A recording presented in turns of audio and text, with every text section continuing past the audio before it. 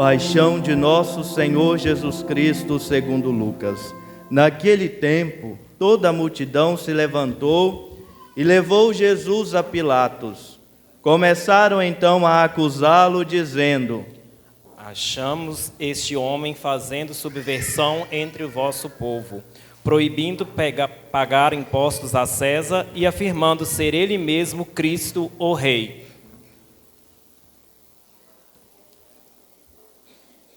Pilatos o interrogou: Tu és o Rei dos judeus? Jesus respondeu declarando: Tu o dizes. Então Pilatos disse aos sumos sacerdotes e à multidão: Não encontro neste homem nenhum crime. Eles, porém, insistiam: Ele agita o povo, ensinando por toda a Judeia, desde a Galileia, onde começou até aqui. Quando ouviu isso, Pilatos perguntou: Este homem é galileu? Ao saber que Jesus estava sob a autoridade de Herodes, Pilatos enviou-o a este, pois também Herodes estava em Jerusalém naqueles dias.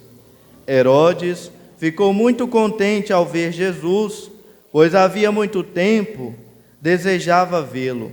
Já ouvira falar ao seu respeito e esperava vê-lo fazer algum milagre. Ele interrogou-o com muitas perguntas. Jesus, porém, nada lhe respondeu. Os sumos sacerdotes e os mestres da lei estavam presentes e o acusavam com insistência. Herodes, com seus soldados, tratou Jesus com desprezo, zombou dele, vestiu com uma roupa vistosa e mandou-o de volta a Pilatos. Naquele dia, Herodes e Pilatos ficaram amigos um do outro, pois antes eram inimigos. Então Pilatos convocou os sumos sacerdotes, os chefes e o povo e lhes disse: Vós me trouxestes este homem como se fosse um agitador do povo. Pois bem, já o interroguei diante de vós e não encontrei nele nenhum dos crimes de que os acusais, nem Herodes, pois o mandou de volta para nós. Como podeis ver, ele nada fez para merecer a morte. Portanto, vou castigá-lo e soltarei. Toda a multidão começou a gritar: Fora com ele, solta-nos Barrabás. Barrabás tinha sido preso por causa de uma revolta na cidade e por homicídio. Pilatos falou outra vez à multidão, pois queria libertar Jesus. Mas eles gritavam: Crucifica-o, crucifica-o. E Pilatos falou pela terceira vez: Que mal fez este homem?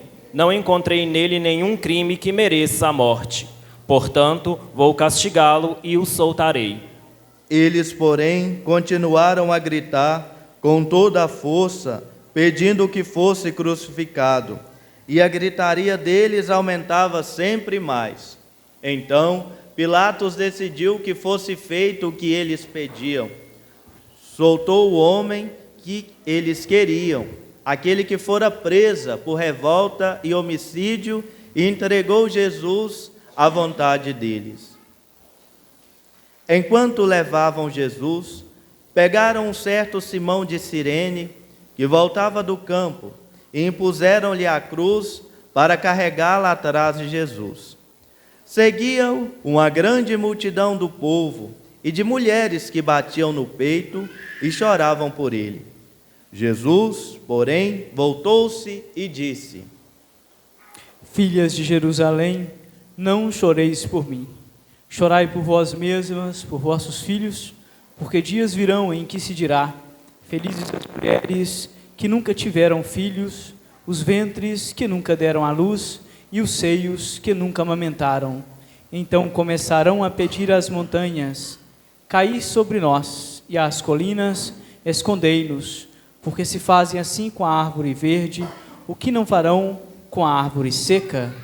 Levavam também outros 2 malfeitores para serem mortos junto com Jesus. Quando chegaram ao lugar chamado Calvário, ali crucificaram Jesus e os malfeitores, um à sua direita e outro à sua esquerda. Jesus dizia: Pai, perdoa-lhes, não sabem o que fazem. Depois fizeram um sorteio, repartindo entre si as roupas de Jesus. O povo permanecia lá olhando, e até os chefes zombavam, dizendo: A outros ele salvou, salva-se a ti mesmo, se de fato é o Cristo de Deus, o escolhido. Os soldados também caçoavam dele, aproximavam-se, ofereciam-lhe vinagre e diziam: Se és o rei dos judeus, salva-te a ti mesmo. Acima de Jesus havia um letreiro: Este é o rei dos judeus. Um dos malfeitores, crucificados, o insultava, dizendo: Tu não és o Cristo? Salva-te a ti mesmo e a nós. Mas o outro o respondeu, dizendo: Nem sequer temes a Deus? Tu que sofres a mesma condenação? Para nós é justo, porque estamos recebendo o que merecemos, mas ele não fez nada de mal. E acrescentou: Jesus, lembre-te de mim quando entrares no teu reinado. Jesus lhe respondeu: Em verdade te digo, ainda hoje estarás comigo no paraíso. Já era mais ou menos meio-dia, e uma escuridão cobriu toda a terra, até as 3 horas da tarde, pois o sol parou de brilhar. A cortina do santuário rasgou-se pelo meio, e Jesus deu um forte grito: Pai, em tuas mãos entrego o meu espírito. Dizendo isso, expirou.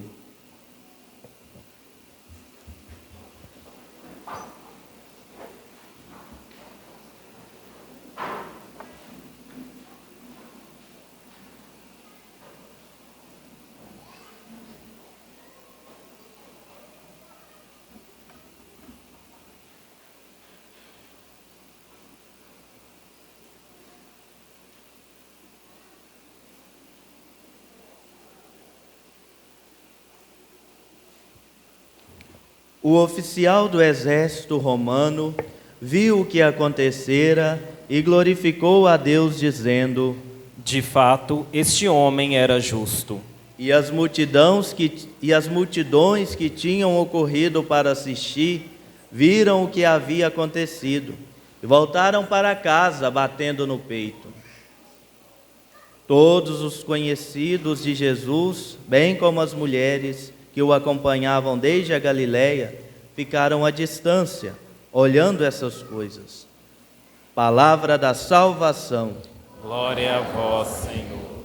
Irmãs, então, hoje nós iniciamos a Semana Santa.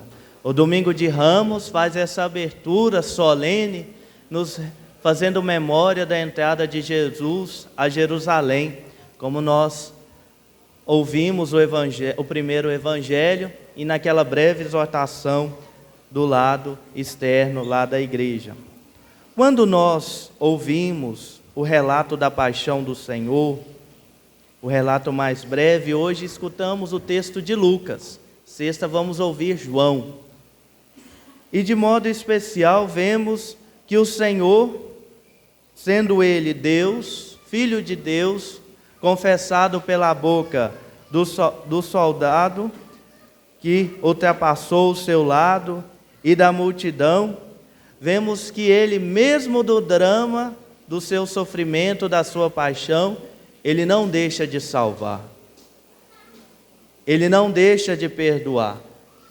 Bonito é a atitude de Jesus, que ao ser posto à prova, seja por aquele crucificado ao lado dele, seja da própria multidão que o insultava, ele era seguro da sua missão. Voltando àquilo que eu exortava lá no primeiro domingo da Quaresma. Ele não cede à tentação, porque ele tem conhecimento de si, de quem ele é, o Filho de Deus. Então ele assume essa identidade de servo sofredor, como na primeira leitura de Isaías. Ele humilha-se, ele fica desfigurado, mas ele mantém consciente da sua missão. Perdoa a multidão e acolhe, mesmo no sofrimento, salvando aquele que está do lado. Ainda hoje estarás comigo no paraíso. Para nós percebermos, tamanho é o gesto de amor que o Senhor tem para conosco. No sofrimento dele, ele acolhe a multidão, ele é misericordioso para aquele soldado que confessa e crê nele. E como nos ensina Paulo na segunda leitura de hoje, humilhou-se a si mesmo, por isso Deus o exaltou acima de tudo. Para ressuscitar é necessário morrer. A morte precede a paixão. Que quando nós tivermos os nossos movimentos, nos nossos sofrimentos, nas nossas paixões, tenhamos no horizonte a paixão de Cristo. Tenhamos no nosso horizonte, diante do mistério da morte, a morte do Senhor. Tenhamos a fé e, sobretudo, a esperança que, se morrermos com Ele também ressuscitaremos. Louvado seja nosso Senhor Jesus Cristo.